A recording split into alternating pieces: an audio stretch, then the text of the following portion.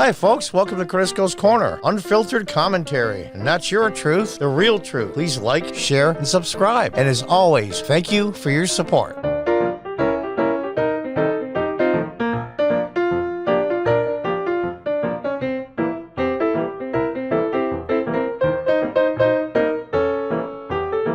Welcome back from PJ Media.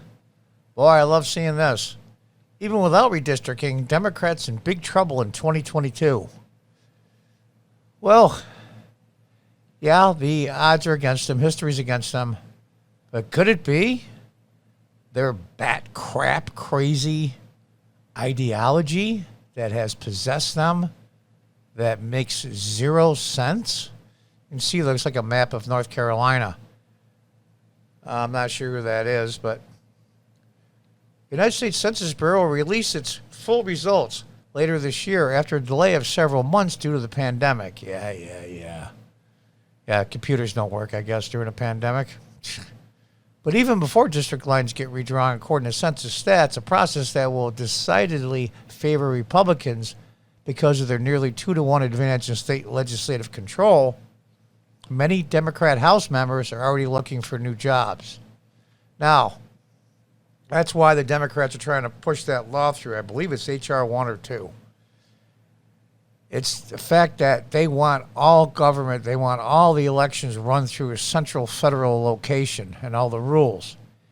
And that is totally against the Constitution. Now, we're going to see, I'm sure they're going to sue as they always do. And I'm sure if it gets to the Supreme Court, we'll see if the Supreme Court has the backbone and, as my Spanish friend says, the huevos to take the case.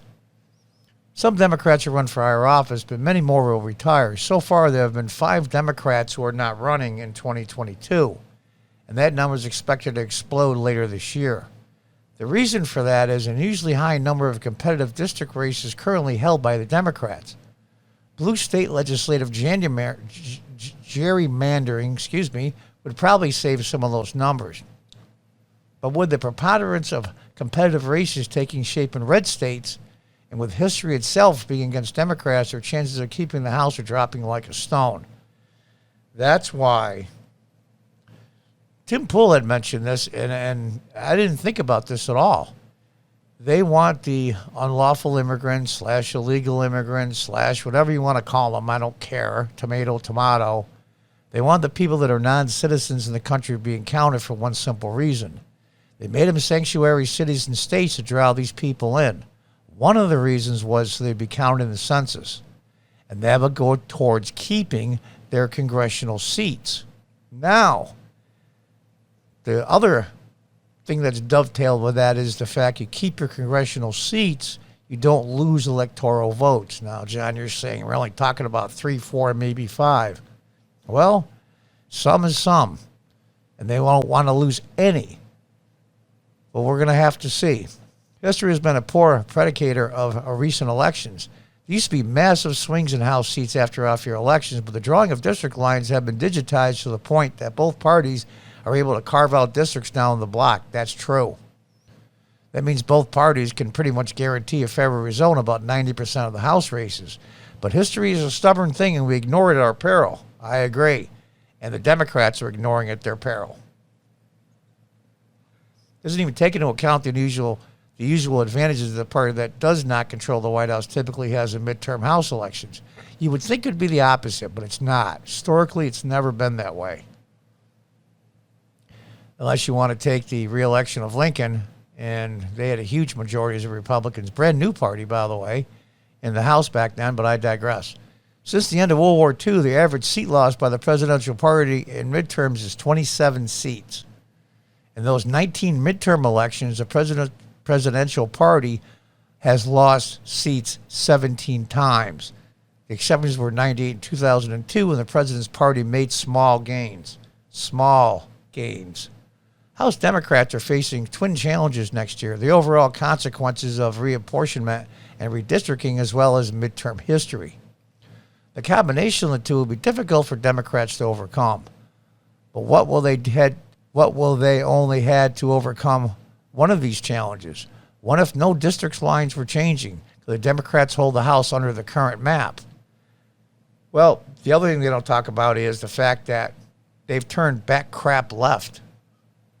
And the moderates that are in their party, and there are some, because I used to be one in upstate New York. I was elected city councilman in the early 2000s. I was considered a moderate Democrat at the time.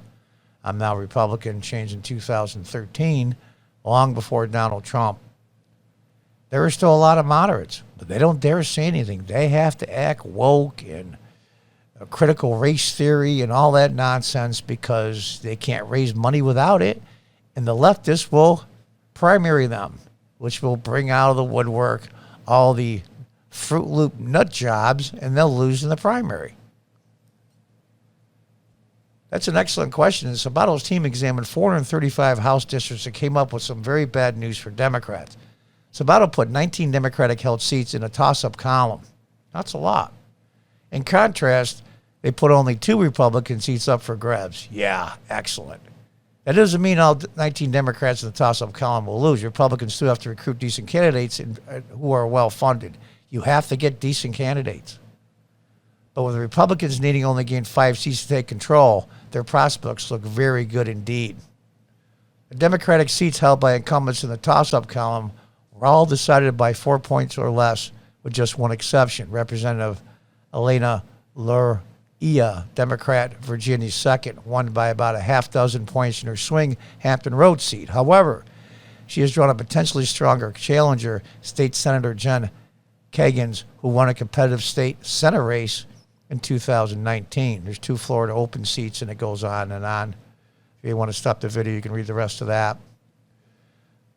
This is analysis based on current district lines. With Florida and Texas getting a seat in redistricting process, the Republicans total control of 30 states to the Democrats' 18. I'm not so sure. Does that mean the legislature and the governor's office? Now in New York, we have a assembly, which is basically our House of Representatives, state senator, which is basically like the U.S. Senate, and a governor, which is basically like the president.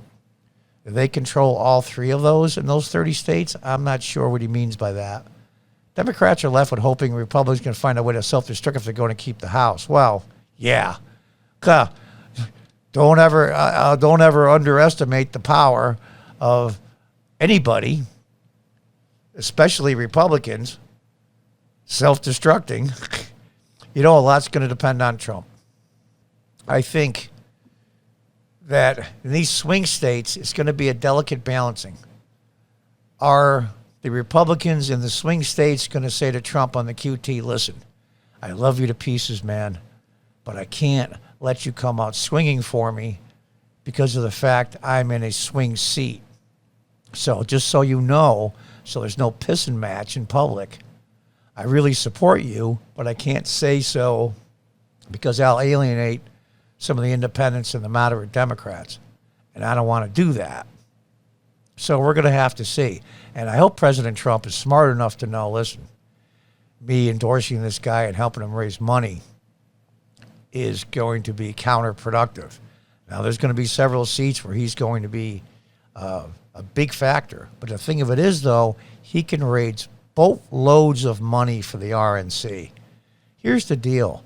He can go into a heavy, heavy, heavy red area, red district, and raise huge amounts of money. Then give it to the RNC. The RNC can give it to these moderate Republicans. And that's the way it works. The Democrats do it all the time. They're crazy, they're back crap crazy, but they're not stupid when it comes to raising money. They're very good and they're incredibly organized. And you got to have the organization too. That's one thing Republicans aren't very good at. They're not very good at mobilizing, and they're not very good at organizing. Let's see if they learn some lessons. But this is very, very, very optimistic, and I knew this would happen. I said so on a local radio interview a few months ago that the Democrats are doomed, and they are. But the problem is how much permanent damage are they going to cause to the country before they're gone? Yeah, we can stop a lot of the legislation. When I say we, I mean conservative people. The Republicans have the House and probably the Senate as well. But just the House will stop everything. The thing of it is, though, the immigration issue, the executive orders, those are causing permanent damage. Permanent. It can't be undone once Biden is gone. He is going to get slaughtered. Absolutely slaughtered. We'll see what happens. I hope and pray, because it was it 70-something Republicans voted for the commission for the January 6th insurrection. Jesus. And they're going to find out, even if there's nothing there but a few hundred asshats that acted stupid, they're going to make it look like it was Trump's fault. I don't know why. One thing I'll give Democrats, they stick together. Their strength in numbers. Come on, Republicans. Learn from your enemy. Learn from your enemy. And they're not just the opposition anymore. They are the enemy. And until next time, folks, goodbye and good luck.